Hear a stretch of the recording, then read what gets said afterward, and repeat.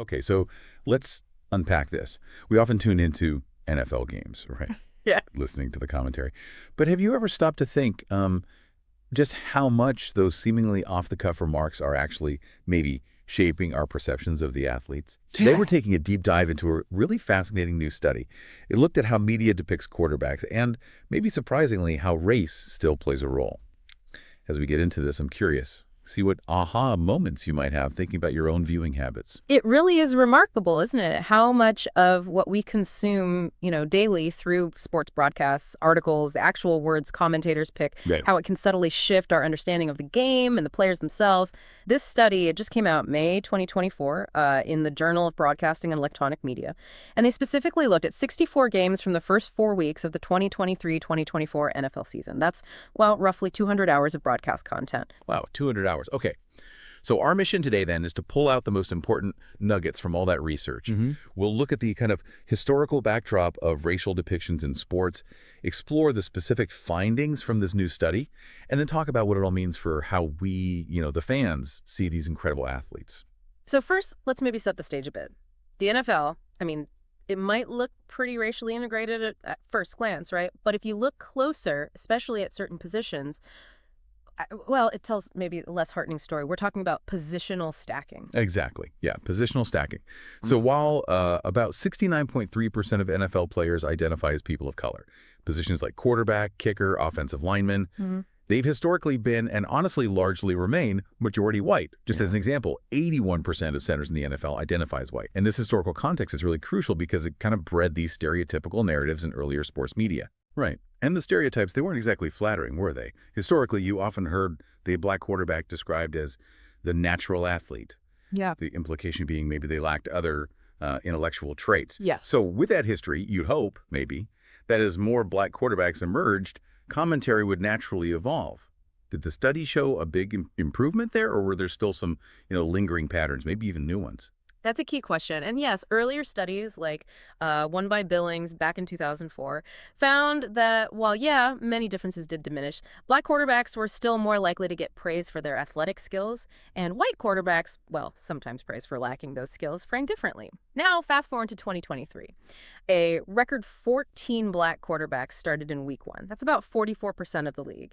So this near equilibrium, as the study calls it, makes it really vital to see if the commentary has actually kept pace with the reality on the field. Okay, building on that history. This next part of the study really gets into the subtle power of language. It brings us to this core idea, framing theory. Yeah. How information is framed can just dramatically influence how we interpret it. For you, the listener, just imagine how one little word choice can shape your whole perception of a player or maybe an entire play. Absolutely. Framing theory, as folks like Goffman and Entman talked about it, it basically shows how the presentation of information acts like a lens, a filter for our brains. It's not Right. just what they say, but how they say it that kind of constructs our reality of the situation. Think of it like maybe on a camera lens, different filters totally change the picture, right? Even if the scene itself is the same. And in sports, where fans might be trying to disengage from other aspects of critical thinking, as one researcher, Morse, put it back in 1890, well, the persuasive power of these frames, it's particularly high then. That's a really powerful point about the cognitive filter. I remember watching a game once, Yeah. and the commentator kept calling this one player gritty, just gritty. And looking back now, I realize how much that single word shaped my whole view of his play style. Way more than just his stats. It's almost, insidious how these words can stick with you. So, okay, with that history and that theory in mind, what did this new study actually find when they dove into the 2023 NFL season? Tell us about the sheer volume of data they looked at. Yeah, the volume was significant. They analyzed over 3,300 quarterback descriptors, so adjectives, adverbs, phrases pulled from those 64 games. And they looked at explanations for success, explanations for failure, and comments on personality or physicality.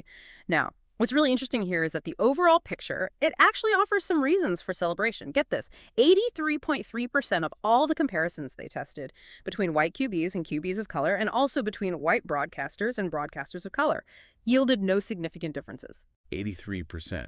Wow. That sounds like a huge step forward, almost counterintuitive maybe. Are there any nuances or caveats we should think about with that number? Or is it really as straightforward a win as it sounds? That's a really fair question. And yeah, it's definitely a positive sign of progress, something to celebrate for sure. But, the study focuses on significant statistical differences. That doesn't mean all differences vanish, just that, a big chunk weren't statistically significant. And like with any deep dive, right, it's those specific deviations that tell a more nuanced story. So this raises that important question. Okay, despite the overall progress, where do the subtle biases still pop up? The study found 4 notable deviations. Okay, first one. Athletic success. Quarterbacks of color were significantly more likely than white quarterbacks to have their successes chalked up to running ability. Huh. Okay, so given the history, maybe you'd predict that runner stereotype would persist. Did the study find specific examples, like really stark ones that highlight this? What did the numbers actually show beyond just anecdotes? Indeed, it did. So while quarterbacks of color made up 43% of the sample in the study, they received 54.2% of all the comments about running success, so a disproportionate amount. The study even did this interesting post-hoc analysis comparing Josh Allen and Lamar Jackson. Now, both guys obviously had their running skills highlighted a similar number of times. That makes sense. But here's the catch. Allen's running was always framed as an asset. 100% positive mentions. Jackson's running mentioned positively 80% of the time, which is still high. But there were also 4 specific references to failure due to his running. So it suggests a different framing, for very similar skills. And it's not just about what they say, but maybe what they don't say or how they frame the exact same action differently. Imagine like a crucial third down scramble, right? For one QB, it might be framed as pure athleticism. He just made something out of nothing. Yeah. For another, it might be more like, well, he kind of got lucky. The pocket broke down and he could just take off and run. Same outcome, totally different narrative. Wow. That's quite a difference in framing. Okay, what about failures then? How were failures attributed differently based on race? Okay, here's another finding that might surprise you. White quarterbacks were significantly more likely to have their failures blamed on a lack of experience. Wait, lack of experience for white quarterbacks. That seems counterintuitive, doesn't it? Yeah. Especially with the rookie demographics you mentioned earlier. All 3 starting rookies in week 1 were black, right? Bryce Young, C.J. Stroud, Anthony Richardson. Exactly. It does seem counterintuitive. In that 2023 sample, all 3 week 1 rookie starters were black. Yet the data showed white quarterbacks were still significantly more likely to have inexperience cited when they failed. Now, the study doesn't give a definitive why for this, but it points to the persistence of these established narrative patterns. Old habits die hard, maybe. It sort of implies that perhaps white athletes, or white QBs in this case, are given more, leeway, more understanding for mistakes when they're new.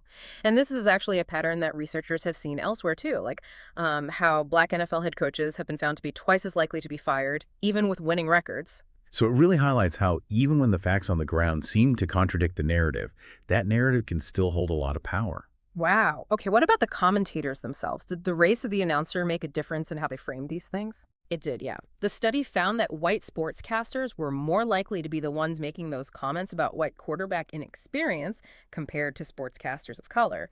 And furthermore, white sportscasters also had a significantly larger proportion of comments that were just classified as other, meaning commentary that was kind of hard to categorize when they were describing white quarterbacks. Huh. That other category, that's fascinating. It almost hints at maybe language that's harder to pin down, less direct. When describing white QBs, potentially giving them more room for, individual interpretation versus maybe more precise or sometimes stereotypical language used for quarterbacks of color. So given these subtle, almost hidden differences in how language gets used, what's the real tangible impact on us as viewers and on how these athletes end up being perceived? Well, this study, even with its limitations, like using a simplified white person of color racial binary, which doesn't capture everything, it still provides really crucial insight. It confirms that while, there's progress, subtle color coding and commentary, it definitely still exists. And it prompts us to think, right, is this purely media bias? Or is it also maybe a leftover effect of historical and cultural biases, the kind that lead to positional stacking in the first place, influencing who even gets to play quarterback and then how they're talked about once they do? Right. So if these frames are so powerful, especially when we're just trying to relax and enjoy a game, maybe not thinking critically, what's a one practical way we as listeners can start to maybe catch ourselves or notice it? Is there a specific kind of phrase or a subtle cue we should maybe listen for that signals a frame might be at play? That's a great point. The findings really do highlight the critical role announcers play in shaping how we see things. I'd suggest maybe listening for generalizations, where specific actions aren't really detailed, or maybe explanations for success or failure that consistently lean on just one trait over others, like constantly hearing natural athleticism versus, say, he really studied the playbook. Now, the increased diversity among sportscasters themselves, that's definitely a positive thing. It could potentially help check some of these stereotypes, but the persistent attribution of running prowess mainly to black QBs and inexperience mainly to white QBs, even when it contradicts the rookie demographics, that shows there's still work to be done. Yeah, definitely food for thought. So for you, the listener, what stands out to you from this deep dive we've done? Perhaps this study can just prompt all of us to be, I don't know, more critical listeners. To really unpack the language used in sports commentary, where else could future research go with this? What are some other areas to look into? Oh, absolutely. Future research could definitely expand, maybe analyze an entire season, not just the first 4 weeks. Or look at other skill positions besides quarterback, running backs, receivers, or even other sports leagues, right? The NBA, MLB, see if similar patterns exist there. It would also be really beneficial, I think, to examine pre and post game coverage, or even those sports debate shows, like ESPN's First Take, where opinions and extreme takes are often more front and center. So there you have it, our deep dive into how NFL quarterbacks are depicted in the media. It reveals a pretty complex picture, doesn't it? Progress in many areas, which is good, but also these persistent, subtle biases that remind us commentary can sometimes still be, well, calling the plays in black and white. It's just a powerful reminder, really, of how language shapes perception, even in something we love like sports. Yeah, and this study reveals such a powerful truth about how language shapes perception. And it goes way beyond just sports, right? Think about those stereotypes found here. The black QB as runner, or the white QB as inexperienced trope. Where else might you see these subtle, almost invisible color codes playing out? And how other public figures are described, shaping our everyday understanding of things like leadership or intelligence or even just basic competence. Definitely something to mull on until our next deep dive. Thanks for joining us.